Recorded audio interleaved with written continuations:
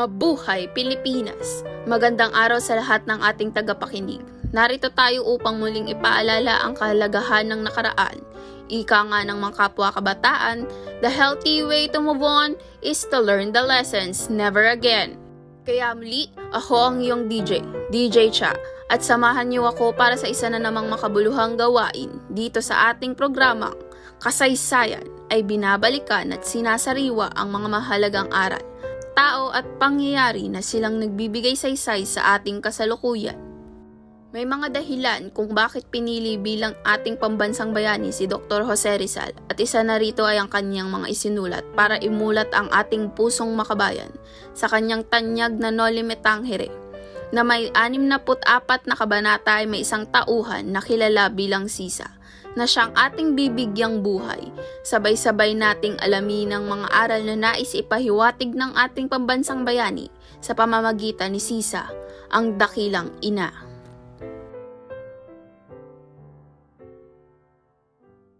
Si Sisa ay isang mabuting ina sa kanyang pamilya.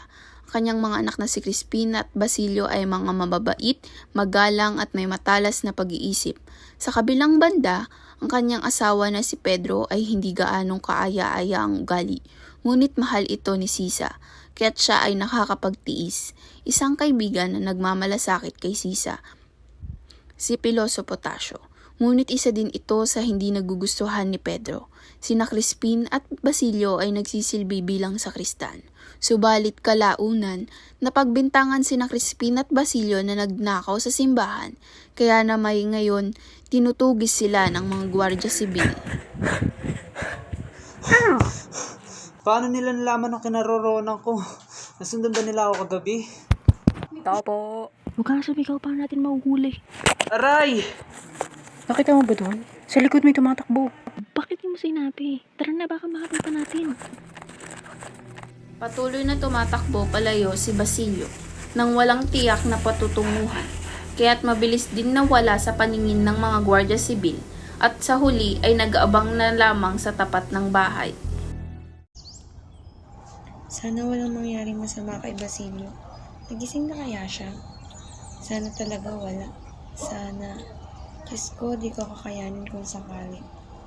Sa tapat ng bahay ay agad na napansin ni Sisa ang dalawang gwardiya sibil na bitbit na rin ang kanilang inahing manok. Nakatayo kaya dali-daling lumapit. Hoy! Hoy! Sandali! Ikaw ba ang nakatira dito? Opo, ako nga po. Ano po ang inyong sadya at napadpad po kayo rito, gayong malayo-layo na ito sa bayan? Mag-isa ka lamang ba at walang ibang kasama? Kasama ko po ang dalawa kong anak na sina Crispin at Basilio. Ang ngalan ko po ay Sisa. Nagsisilbi ba sa simbahan ng mga anak mo? Opo, mga sakristan po sila. Kung ganoon, ay ilabas mo na sila dahil nakatanggap kami ng reklamo na nagsasabi nagnakaw at tumakas sila kagabi.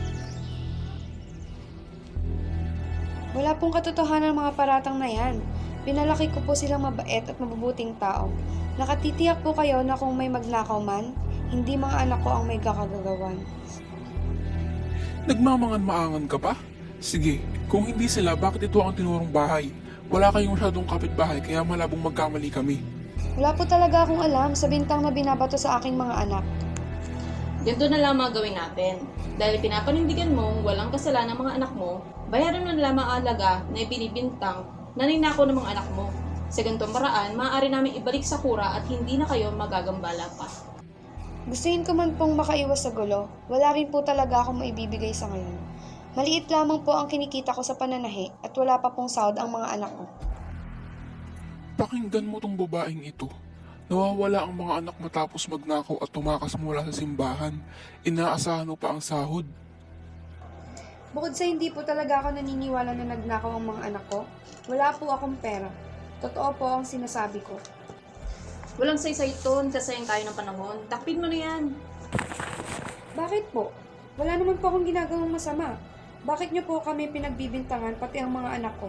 Mga sakristan po sila kaya tiyak ko na may takot sila sa Diyos. Sumunod na lamang po kayo at huwag na kayong manlaban. Subukan mong manlaban at huwag sumunod sa amin. Babarilin talaga kita. Kahit nasa harap pa tayo ng mga tao. Sa takot ay payapang sumama si Sisa sa mga gwardiya sibil. tig-isa sa magkabilang gilid habang halos pakaladkad siyang dalhin ng mga ito. Bilisan mo! Para kang pagong. Gusto mo hampasan ulit kita? Umayos ka na kasi ng lakad at bilis-bilisan mo para matanong ka na namin sa kwartel.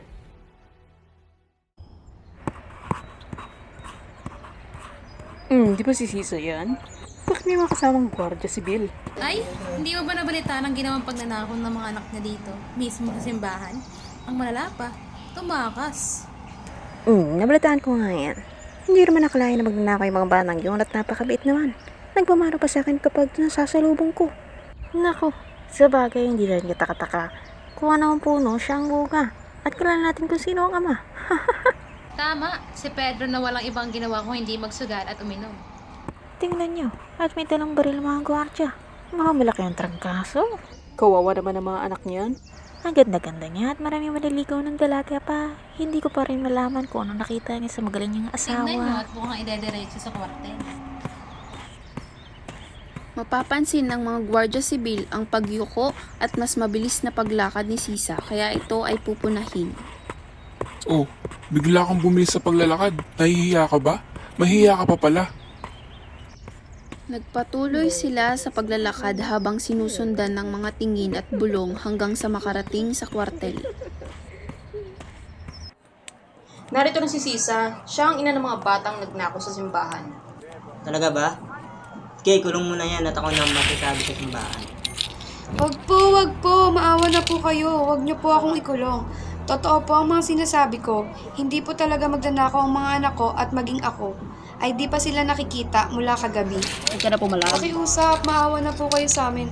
Wala po kaming inaagrabyadong tao. Payapa po kaming naninirahan sa labas ng bayan. Tanungin niyo pa po si Mang Tasyo. Pakiusap, maawa na po kayo sa akin. Nakulong ako habang hindi ko batid ang kalagayan ng aking mga anak. Maawa na po kayo sa akin. Nang magdadalawang oras na mula ang mapiit si Sisa sa kwartel ay dumating ang alperes at nag-utos na si Sisa ay palayain. Saan niyo ako dadalhin? Bitawan niyo ako. Huwag niyo akong hawakan. Bakit po ba natin papakwalan ng babaeng ito? Hindi po ba magagalit ang kura kapag nalamang pinalaya natin ang magnanakaw?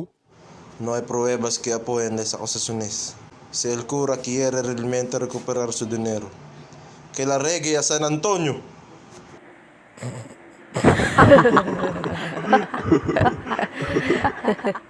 Sa kanilang pinagtatawanan ay biglang nagpupumiglas si Sisa at tumakbo palayo. Anak nang, habulin natin habang di pa nakakalayo. Y ala, como he dicho, no había hecho nada malo según nuestra ley.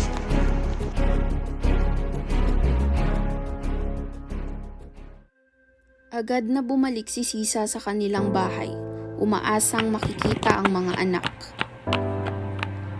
Crispin, Basilio, mga anak si nanay ito. Crispin, Basilio, nasan kayo? Salungat sa malakas na sinag ng araw ang mga nararamdaman ni Sisa. Kalungkutan, labis na pag-aalala at takot para sa kaligtasan ng kanyang pamilya. Walang tiyak na direksyon ang binabagtas ngunit patuloy sa pagsigaw. Crispin, Basilio! Crispin, Basilio! Makalipas ang ilang araw na walang tigil na pagsigaw at paghahanap para sa mga nawawalang anak, ay muli siyang babalik sa kanilang munting tahanan. Mga anak, narito na si nanay. Mga anak, nasan na kayo? Crispin, Basilio, pakiusap. Magpakita na kayo. Sa kanyang pagmamasid ay mapapansin niya ang isang dugoang damit na nakasabit sa dingding at maaalala niya ito mula sa gabi ng kanilang huling pag-uusap ni Basilio. Basilio? Basilio, narito ka ba? Narito na si nanay. Basilio! Basilio, anak, ano na nangyayari sa'yo?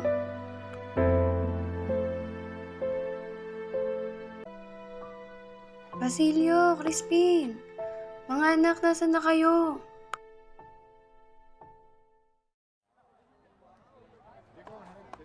Masasaksihan ng buong bayan ang unti-unting pagkawala ng bait ni Sisa. Maririnig na kumakanta, gumagala-gala, nagsasalita mag-isa, madalas tulala, bigla ang tumatawa o umiiyak, at magbibigay sila ng kanilang kuro-kuro. Naku, nabitin na naman si Sisa dahil bihirang umuwi si Pedro. Ang sabihin mo, inaalog na ang utak sa dalas ng pagbubugbog sa kanya. Anong nangyari sa babaeng yun? Tila sinasapian ng mga demonyo at masamang espiritu. Gutom lamang yan. Nalipasan na kasi ng gutom. Maraming sakit ang naidudulot ng malnutrisyon. Isa sa mga nagchismis at nagbibigay ng kuro-kuro ay si Doña Consolacion, na magsusumbong sa asawang Alperes, na siyang labis na mag-aalala para sa kanyang reputasyon, matapos niyang lantad na palayain si Sisa. Amor, ¿has oído las noticias sobre Sisa, la esposa de Pedro que vive fuera de la ciudad? ¿Por qué? ¿Qué ha pasado? Se ha vuelto loca, caminando en forma accidentada y oliendo mal como si no se hubiera bañado ni comido. Luego, la gente también la había gritado y llorando, cantado y hablando sola. Idiota! This is la verdad. Kung hindi, ako mismo babalo sa'yo at sisiguraduhin kong magiging pulubi ka. Aba, bakit ka nagagalit? Totoo naman yung sinasabi ko. Si todavía no puedes aceptar mis palabras, sal de tu oficina y compruébalo tú mismo. Hoy, ikaw. Mira si lo que decía esta mujer es cierto si es cierto. Trae a Sisa aquí. Masusunod po. Nang matagpuan si Sisa ng mga gwardya sibil ay mabilis na dinakip at dinala sa mismong bahay ng Alperes. Narito pala si Sisa sa inyo. Ano ang ginagawa ng isang baliw sa bahay niyo? ¿Realmente quieres saberlo? Ven y te lo mostraré. Pero mantén el secreto. Makatitiyak kang tikom ang aking bibig. Tutungo na sana sina Doña Consolacion at ang kanyang amiga nang marinig ng Alperes ang usapan at agad na pinagsabihan ng kanyang asawa. Haz que tu amiga se vaya a casa, si no quieres ser humillada delante de ella. Agad na mga alis ang amiga sa takot niya sa Alperes. Solo le estoy mostrando la evidencia de que está haciendo su trabajo para mantener la paz en nuestra Nunca ciudad. me tomes por tonto. No soy estúpido y analfabeto como tú. A partir de hoy, no saldrás ni siquiera a una iglesia. Siempre destruyes mi reputación. ¿Destruyendo? ¿Cómo? Estoy orgulloso de ti. ¡Hijo de puta! ¿Tienes las galas de responderme? Intenta salir y unirte a la procesión. Y no será solo una bofetada.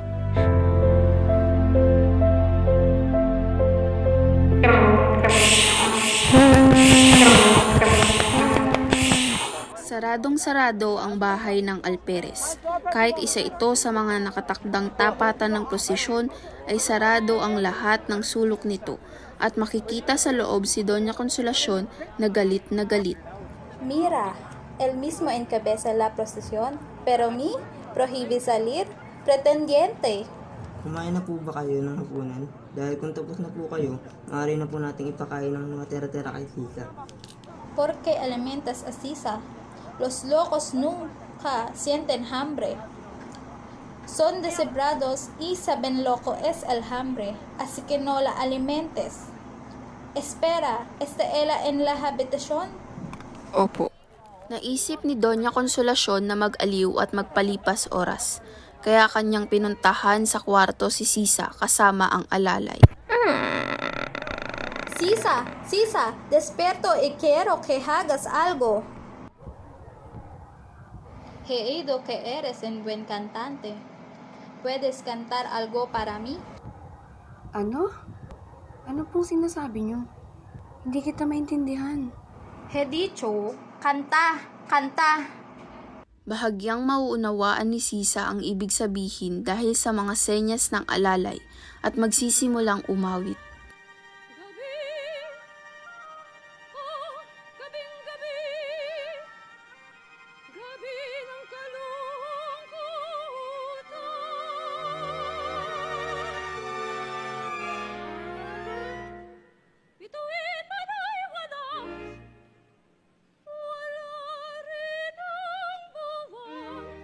Napakaganda, napakaganda. ¿De qué te ríes? ¡Fuera! galit sa asawa, kahihiyan sa kaibigan at kanilang alalay. Lahat ng ito ay naibaling kay Sisa na masunuring umaawit. Para, deja de cantar y baila en su lugar. ¿No vas a bailar?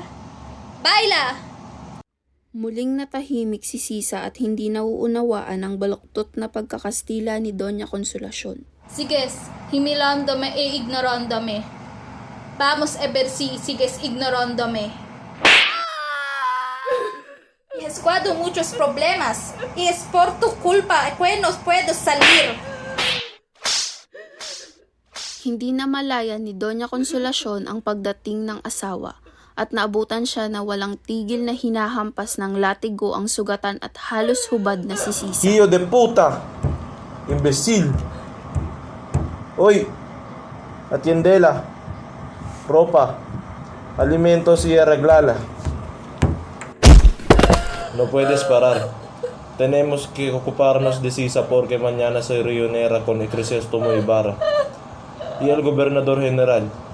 Ya está el tanto de su hijo desaparecido. Si Basilio ay natagpuan sa gubat at nanatili sa pangangalaga ng pamilya de Diyos ng halos 2 buwan hanggang sa gumaling ang kanyang mga sugat. Nagpasya siyang umalis upang hanapin si Crispin at ang kanyang inang si Sisa para sa Noche Buena ay magkapiling silang pamilya. Ngunit isang masamang balita ang sumalubong sa kanya sa bayan. Habang naglalakad at matyagang naghahanap sa bayan, narinig wala itong malay noong una, pero winisikan niya ito ng tubig at nagising. Nang makita ang sugatan niyang noo ay nakilala siya nito. Basilio? Ito na ang naging huling sandali ni Sisa. Dahil sa gutom, pagod, puyat at dami ng sugat na kanyang tinamo, ay tuluyan na siyang bumigay sa bisig ni Basilio.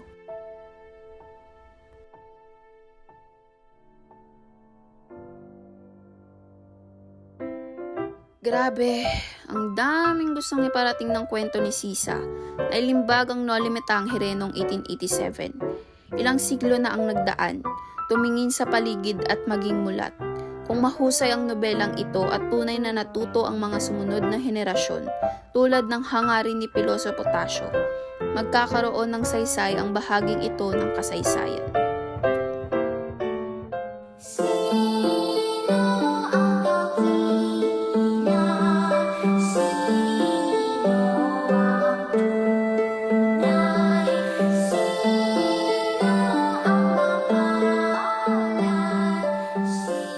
Natutuwang baliw yaman ay pinagyabang, taylarin niya raw ang araw pati ang buwan. May isang sayaman ay salapi ang hinigaan, ngunit ang gintong baul panay kasalanan ng laman.